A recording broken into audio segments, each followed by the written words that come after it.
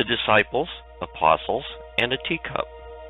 In every vocational skill, there is a period of formation, a time when lessons are learned, sometimes painful lessons, along the way to vocational maturity. Today we see Jesus beginning the formation process with his disciples who, in time, will become apostles. They are disciples now because they are learning lessons taught by the master teacher, Jesus. In time, those 12 men will become apostles and take the lessons learned to the entire world.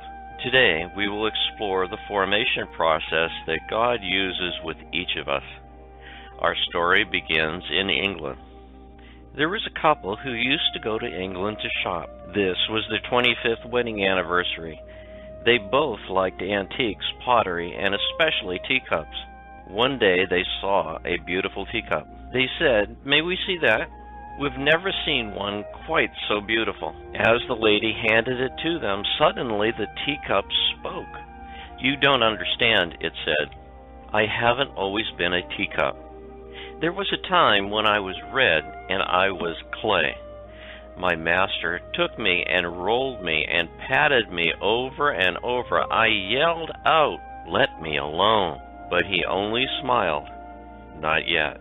Then I was placed on a spinning wheel," the teacup said, "and suddenly I was spun around and around and around. 'Stop it! I'm getting dizzy,' I screamed. But the master only nodded and said, 'Not yet.' Then he put me in an oven. I never felt such heat.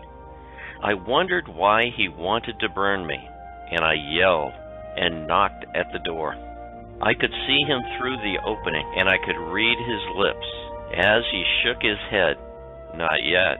Finally the door opened. He put me on a shelf, and I began to cool. 'There, that's better,' I said, and he brushed and painted me all over. The fumes were horrible. I thought I would gag.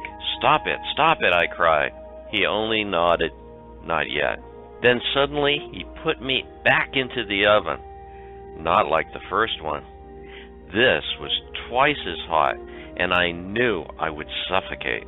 I begged, I pleaded, I screamed, I cried. All the time I could see him through the opening, nodding his head, saying, 'Not yet.' Then I knew there wasn't any hope. I would never make it. I was ready to give up. But the door opened, and he took me out and placed me on the shelf.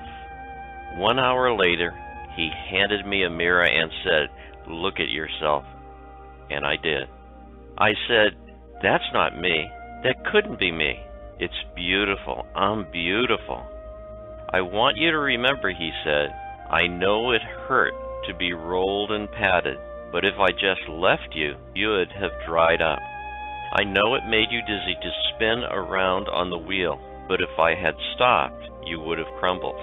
I knew it hurt. It was hot and disagreeable in the oven, but if I hadn't put you in there, you would have cracked, and you would never have hardened. I knew the fumes were bad when I brushed and painted you, but if I hadn't done that, you would not have had any color in your life. If I hadn't put you back in the second oven, you wouldn't survive for very long because the hardness would not have held.